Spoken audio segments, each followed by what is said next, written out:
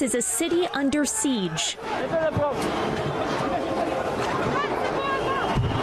Thousands of yellow-vested protesters left scenes of violence and chaos, blood and destruction in their wake.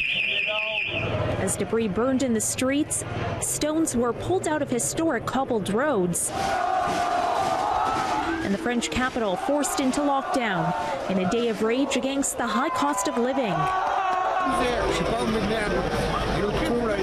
Others were moved to tears as they decried the poverty that some French people live in.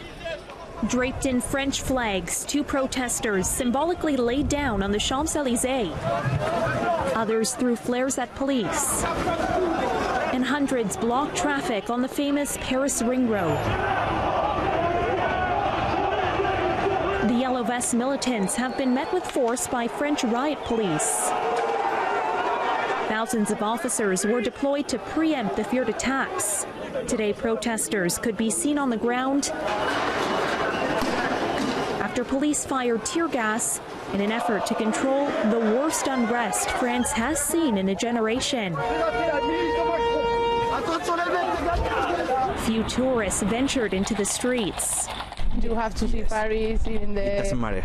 It doesn't matter the weather, the people, the season. This is just for my daughter. She wanted to come here today to see Eiffel Tower, but we are a bit disappointed because it's closed. The government has abandoned its proposed fuel tax hike, intended to lower France's carbon emissions.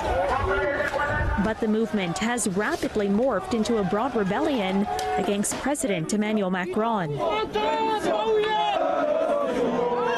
So where is President Macron? He hasn't said anything since the violence erupted. But here's the problem.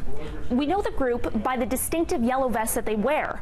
Every French motorist is supposed to have one in their car, but there's no real person in charge, and so the government says it doesn't know who it should be negotiating with. France's interior minister, though, promising today that the country will soon hear from Macron.